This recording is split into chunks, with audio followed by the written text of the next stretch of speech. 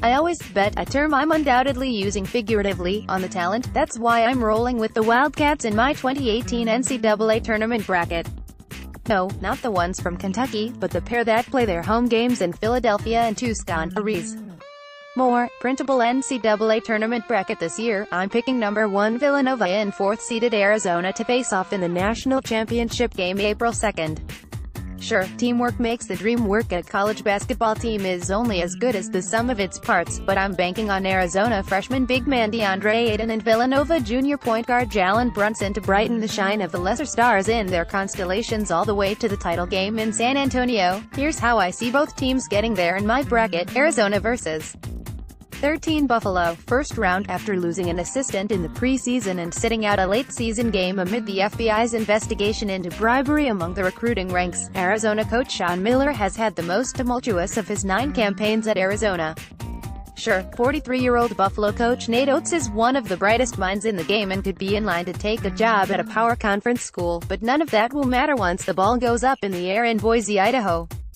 The Wildcats are just too good. Versus number 5 Kentucky, second round, maybe the juiciest second-round matchup in the entire tournament. The game between two conference champions could feature 2 premier coaches in Miller and John Calipari and as many as 6 future first-round NBA draft choices in Arizona's Aiden, Alonzo Trier and Raul Alkins and Kentucky's Kevin Knox, Shai Gilgeous-Alexander and Hamidou Diallo. But Cal's Cats are just learning how to play winning basketball. Miller's won a regular season league title and has built the type of winning habits throughout the season to advance to the Sweet 16. Versus number 1 Virginia, Sweet 16, defense wins championships and the Cavaliers are the best in the nation on that end of the floor.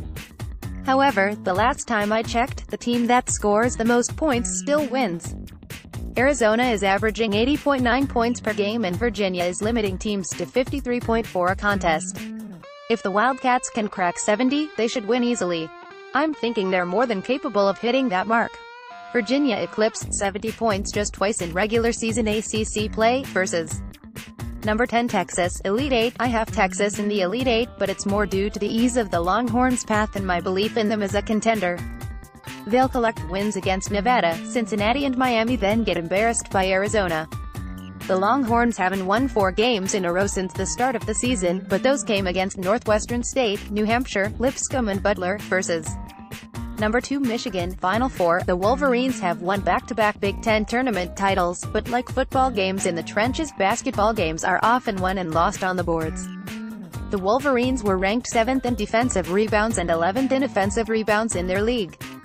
Arizona led the Pac-12 in defensive rebounding and rebounding margin. The Wildcats are just too rugged for the Wolverines. More NCAA bracket picks: Bender, Virginia, DeCourcy, Villanova, Fagan, Villanova, Villanova versus number 16 Lou Brooklyn, first round. Lou Brooklyn's Joel Hernandez is one of the feel-good stories coming into the NCAA tournament. The 6'3", 180-pound senior stepped up and showed out to lead his 18-16 team to a surprise victory in the Northeastern Conference tournament. Enjoy him in the play-in game against Radford on Tuesday because it'll be a rough one for him and the rest of his squad when they take on Villanova. Versus number 9 Alabama, second round. The point guard matchup between Brunson and Alabama freshman Colin Sexton, a likely lottery pick, will be one for the ages.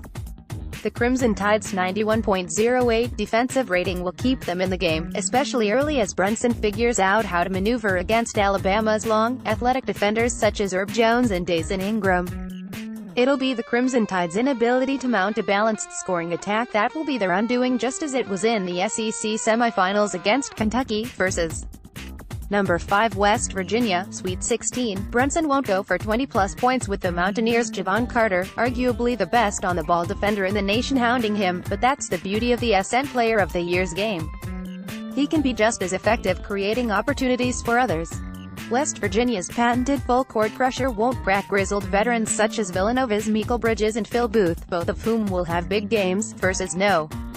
3 Texas Tech, Elite 8. Will the Red Raiders look like the squad that won 7 in a row in what might be the nation's most competitive conference in the nation, or the team that followed that streak with 4 straight losses? Unfortunately for Red Raiders supporters, the answer will be both.